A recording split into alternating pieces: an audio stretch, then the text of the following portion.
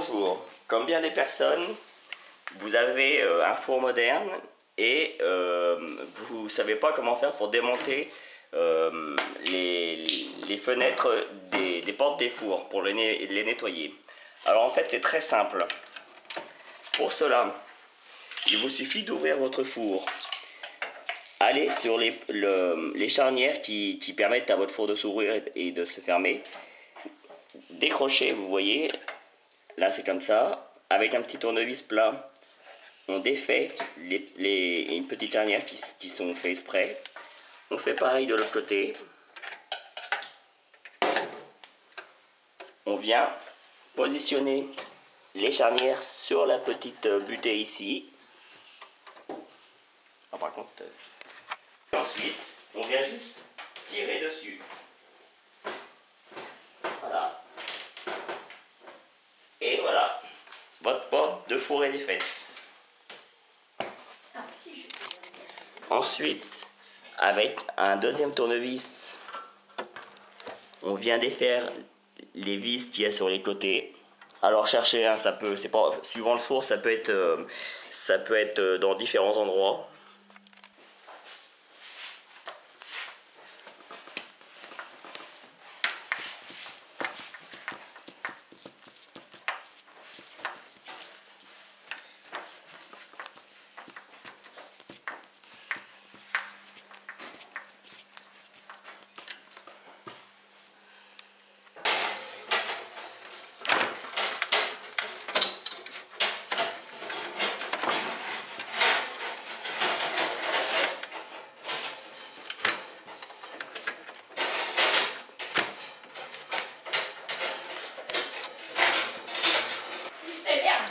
Levez le capot et là vous allez voir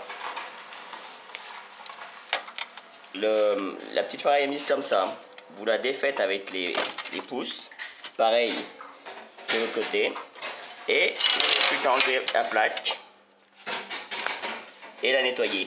Ici vous pouvez la nettoyer directement sans la défaire, et de l'autre côté pareil.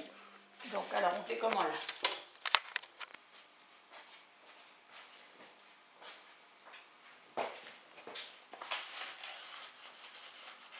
Monter toutes les vitres à l'intérieur et afin de remettre sur la porte, voici comment procéder.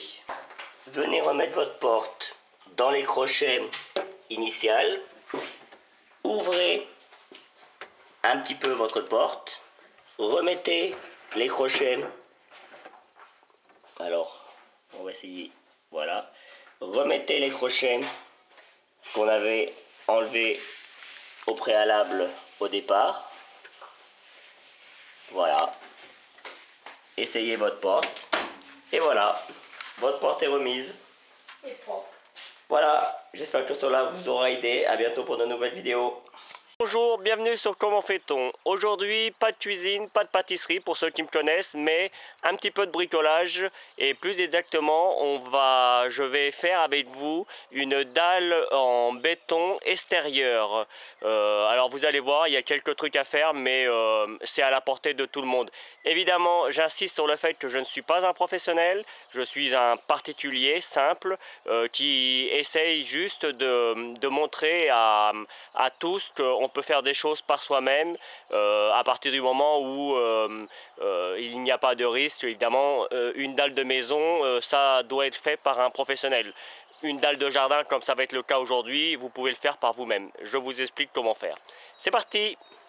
Faire une dalle de jardin comme c'est le cas ici, hein, comme vous pouvez le constater, les dalles ont été faites par mes soins. Je vais vous expliquer maintenant la procédure. Nous sommes sur la partie qui va être à faire. Alors là vous voyez la dalle qui a été faite précédemment. Alors la première chose à faire c'est décaisser. Comme vous pouvez le constater, c'était de l'herbe avant. Donc j'ai creusé sur à peu près 10 cm. Il faut savoir qu'une dalle, il faut qu'elle fasse entre 6 et 10 cm pour qu'elle soit costaud. Vous pouvez faire 6-7 cm de béton et mettre 2-3 cm de gravier, ce que je vais faire moi. Évidemment, par la suite, on met des cordeaux sur toute la longueur pour pouvoir après mettre des bastings ou des règles comme moi j'ai mis de façon à ce que on puisse venir lisser le béton facilement. Hein, vous voyez, j'ai délimité de chaque côté. Évidemment, si vous avez des parties bien délimitées, sans que vous ayez besoin de mettre de bastin, vous pouvez très bien le faire aussi, hein, ça marchera très bien. Donc voilà, on va commencer par enlever les cordeaux. Je vais remettre au fond, parce que certains diront qu'au fond c'est pas droit, mais je vais remettre au fond ma petite planche une fois que j'aurai enlevé le cordeau qui gêne pour la mettre bien droite. Et on va commencer à mettre le gravier. Voilà, on va donc commencer par étaler le gravier. Alors, sachez que on peut mettre aussi un voile géotextile afin de faire en sorte que ça ne s'enfonce pas dans le sol. Moi je ne vais pas en mettre, c'est pas une obligation, il n'y a pas assez épais puis c'est pour le jardin, mais évidemment vous pouvez en mettre. Donc pour étaler le gravier c'est simple, on vient en mettre une toute petite couche sur toute la partie à bétonner.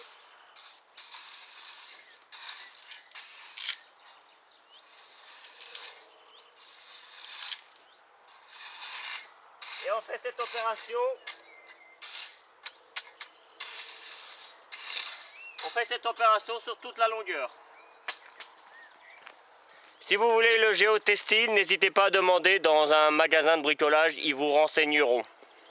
Le gravier est mis, maintenant on va passer au béton. Alors si vous vouliez faire une dalle en béton armé, il faudrait que vous rajoutiez sur toute la longueur des ferrailles.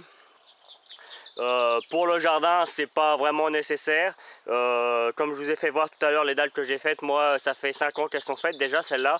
Elles sont pas en béton armé et ça tient très bien. Évidemment, si vous faites une dalle pour la maison ou pour un endroit où vous allez poser quelque chose dessus, ou si vous alliez mettre une voiture par exemple, déjà l'épaisseur serait plus importante et évidemment il faut mettre des ferrailles. Mais là, demandez conseil à un professionnel, ils vous expliqueront tout ça. Donc nous, on va passer maintenant au béton. Commencer le béton, j'ai encore une chose à dire qui me paraît vraiment importante, c'est de toujours laisser une pente. Alors moi j'ai une pente naturelle qui va sur la longueur, mais si vous avez quelque chose d'à peu près, surtout si c'est pour le jardin évidemment, si c'est pour un intérieur on fait ça droit, mais si c'est pour faire une dalle en extérieur, il faut toujours faire en sorte que l'eau de pluie puisse s'évacuer, qu'elle ne reste pas sur la dalle. Donc soit on fait une petite pente, mais pas beaucoup, hein, 1,5 2-3 000 sur un niveau, ça suffit. Soit on la fait sur la longueur, soit on la fait sur un des côtés, ou à la limite voire sur les deux côtés en faisant une petite pente de chaque côté. C'est important parce que sinon vous aurez de l'eau sur votre dalle. Pour faire votre béton, il vous faut une bétonnière. Et pour la quantité d'une demi-brouette, évidemment après vous pourrez faire une brouette complète, hein. Moi là c'est les quantités pour une demi-brouette. Il vous faudra, j'ai préparé 2 seaux de sable, tamisé de préférence, mais enfin si votre sable est propre il n'y a pas de souci. Un demi-seau de ciment classique, un demi-seau d'eau, hein, à peu près, et un seau de gravier. Et une fois que le béton est fait, on commence à l'étaler dans un premier temps. On en fait une bonne partie avant de le lisser. Commencez à faire plusieurs bétonnières, hein, en les mettant en plot comme ça. Et après, vous l'étalerez à l'aide d'un râteau.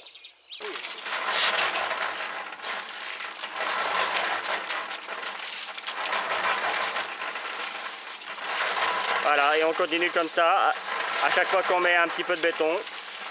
Dans un premier temps, c'est ce qu'il faut faire. On s'occupe du lissage au dernier moment. À l'aide d'une règle, on vient commencer à égaliser l'ensemble en se basant sur les 2 bastings qu'on a mis de chaque côté. C'est pour ça qu'il est important de les mettre de bon niveau. Et il ne nous restera plus qu'à donner un coup de taloche pour lisser tout cela. Alors comme c'est pour dehors, le coup de taloche ne doit pas être lisse, mais il doit y avoir des accroches comme vous pouvez voir ici, de façon à ce que l'hiver on ne se casse pas la figure.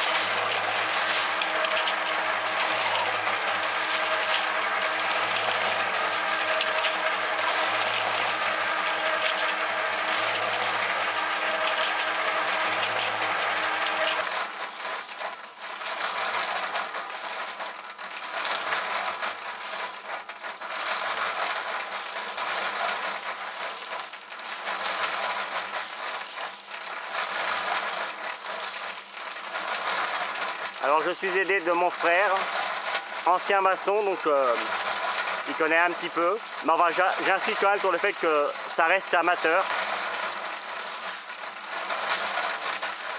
Ça évitera que j'ai des commentaires acerbes, comme ça arrive parfois. Voilà, on a déjà fait une partie. Et au fur et à mesure qu'on avance, on lisse. De façon à pas avoir à revenir sur la partie déjà faite.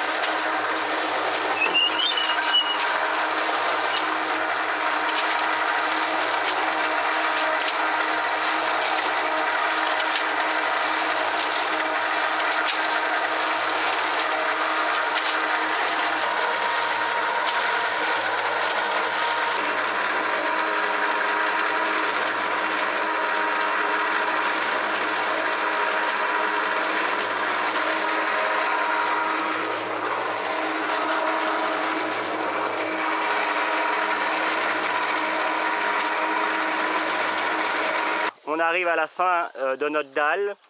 Alors évidemment, quand on arrive à la fin, faites un petit peu moins de béton, hein, parce que si vous en reste après, on peut être embêté.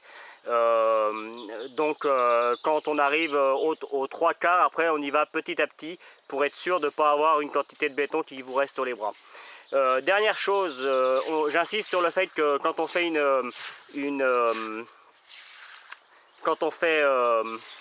une dalle, pardon, dans un jardin, il faut impérativement faire en sorte que ça ne glisse pas. Alors faites comme nous en donnant des petits accros avec la taloche, ou alors vous avez des appareils exprès pour faire des petites marques dans le béton. Une fois que celui-ci commence à sécher, vous donnez une petite marque et ça fait un système antidérapant. Donc maintenant on va laisser sécher une nuit, hein, une bonne nuit, enfin une journée complète, avant de démouler, d'enlever les bassins sur le côté, les règles. Évidemment, il faut éviter de monter dessus au moins pendant 2-3 jours, hein, pour être sûr que c'est bien sec. Alors il n'y a que 6-7 cm, donc ça sèche relativement vite, mais enfin prévoyez 2-3 jours sans monter dessus, comme ça vous serez sûr que c'est bien sec. Une dernière chose, on évite de faire la dalle en béton quand il pleut, évidemment, ça paraît évident, mais également quand il fait trop chaud, parce que sinon le ciment prendrait trop vite et c'est pas forcément mieux. Donc le mieux c'est de faire ça dans une période au printemps par exemple, comme en ce moment, ou en début d'été, et le matin de préférence, de façon à ce que vous ayez le temps de faire votre dalle sans problème. Si jamais il pleut, vous pouvez toujours prévoir une bâche. Alors on ne pose pas la bâche directement sur la dalle en béton. On fait en sorte qu'il y ait une petite couche d'air qui permette à la dalle de bien sécher en mettant des bouts de bois de chaque côté. Enfin, vous trouverez une solution, j'en suis certain. Voilà, on va donc attendre demain et je défrais les bastings et on verra comment c'est quand c'est sec. Nous sommes le lendemain, évidemment c'est pas encore sec, on peut pas encore monter dessus, en tout cas pas trop, hein, il faut laisser 2-3 jours comme je l'ai déjà dit, mais par contre on va enlever les bordures sur le côté. Pour cela c'est simple, alors moi j'ai déjà commencé, mais sinon si on a une petite ouverture comme moi j'ai avec mes règles, on prend une fourche ou quelque chose qui rentre, puis après avec la main, tranquillement, on vient défaire l'ensemble. Voilà. On fait pareil de l'autre côté. Et après, on n'aura plus qu'à remettre tranquillement, à refaire les niveaux de la terre pour que tout soit au même niveau.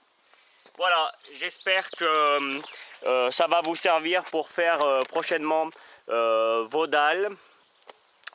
N'hésitez pas à me poser des questions si vous en avez. Malgré que je suis un amateur, je pourrais peut-être y répondre. Soyez gentils avec les commentaires, hein. Vous avez le droit de ne pas aimer, mais soyez cool. Voilà. A bientôt sur Comment fait-on. Je te donne quand tout est fini.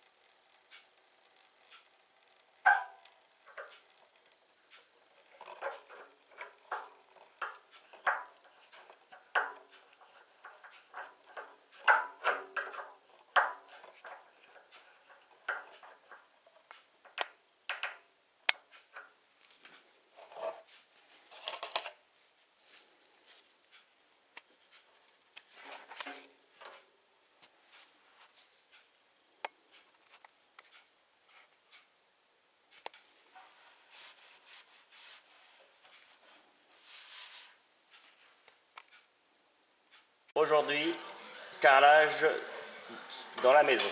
Alors, pour commencer, mettre un cordeau, ou en tout cas, prenez les dimensions pour partir bien droit. Puis faites de la colle, je vous ferai voir tout à l'heure comment on fait. Et étalez la colle au sol avec, comment ça s'appelle l'engin? Une spatule crantée. Voilà, avec une spatule crantée. Puis, installer les carreaux l'un à côté de l'autre. En prenant soin, oui, en prenant soin de les mettre de niveau. Avec un maillet en caoutchouc, mettre de niveau. Mais vous... Oui, oui, oui.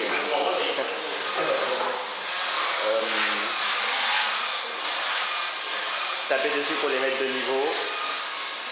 Entre deux, mettre des croisillons. Ici, il n'y en a pas, mais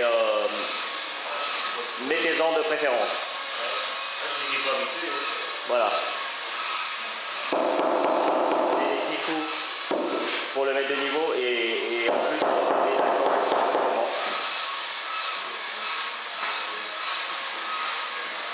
Pour faire la colle, acheter dans le magasin une colle spéciale, puis respecter les dosages et mélanger là avec un mélangeur,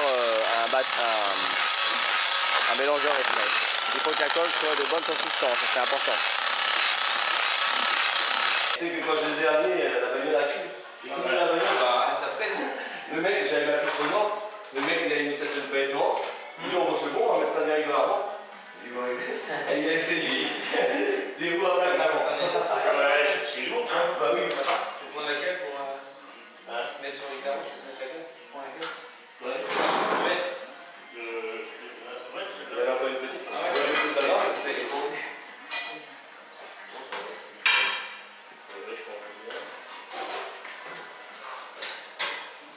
Ah oui, regarde. C'est vrai qu'il fallait que j'aille plus en liaison.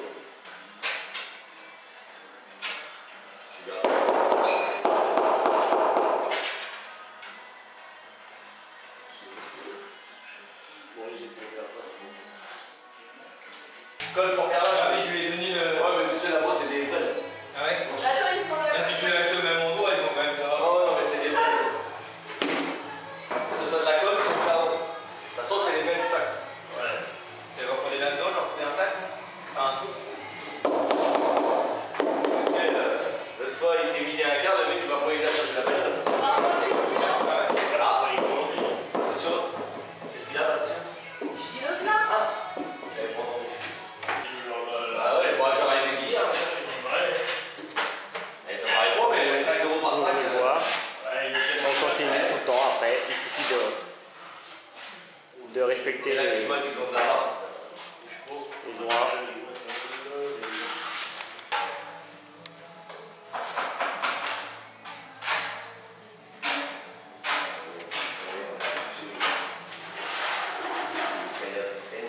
Ah merde! Ah, c'est toi qui viens chercher la merde. C'est pas toi qui chercher la Bon, merde. après, on va finir là. Le temps que de toute façon, on va plus être à 50 là. Ah, voilà, on va venir. Sinon, encore un moment. Ouais, pour un moment, mais après, il va falloir aller en charger.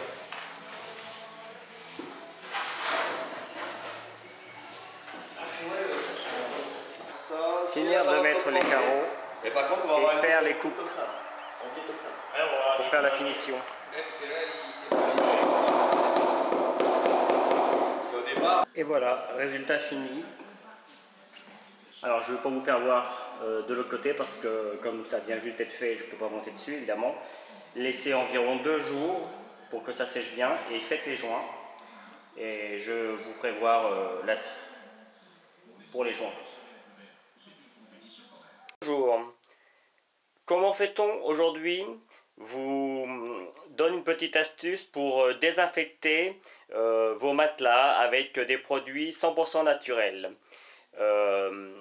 Désinfecter le matelas, ça veut dire enlever les acariens pour la plupart ou quelques champignons qui pourraient se mettre. Alors pour cela, il vous faut du bicarbonate que l'on trouve partout dans le commerce, une brosse et un aspirateur. Alors je vais vous faire voir sur une partie, mais bien évidemment le principe sera le même sur toute la partie du matelas. Alors pour cela, vous prenez du bicarbonate, on n'hésite pas, on en prend dans la main, et on vient le saupoudrer partout sur le matelas. Alors on n'hésite pas, on saupoudre, on saupoudre, on saupoudre. Voilà, vous faites ceci sur toute la longueur du matelas et vous laissez agir pendant une bonne demi-heure. Au bout de la demi-heure ou de l'heure, avec votre brosse, on redonne un coup partout en donnant des petits ronds, en faisant des petits ronds comme ça afin de vraiment mettre le bicarbonate de sodium partout. On appuie un peu plus là où il y a des taches, hein, il peut y avoir des taches, ça peut arriver. On fait en sorte de bien aller partout dans les recoins. Et une fois qu'on a fini cette opération sur tout le matelas, on attend encore 10 minutes. Voilà, les 10 minutes sont passées. Maintenant, il ne reste plus qu'à aspirer à l'aide d'un aspirateur et d'une petite brossette enfin une petite brossette de ce genre. Et on aspire bien comme il faut parce qu'il ne faut pas qu'il en reste, sinon ça va vous gratter. Ça va faire un peu de bruit. Alors évidemment, on y va parcelle par parcelle.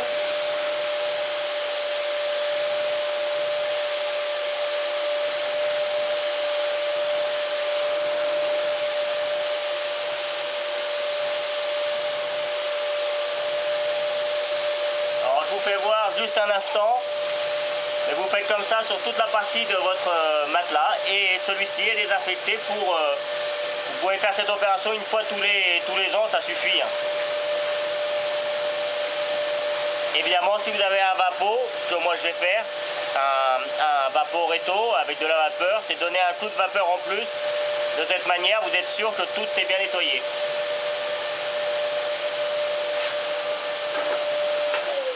Voilà, continuez de cette manière sur toute la longueur de votre matelas.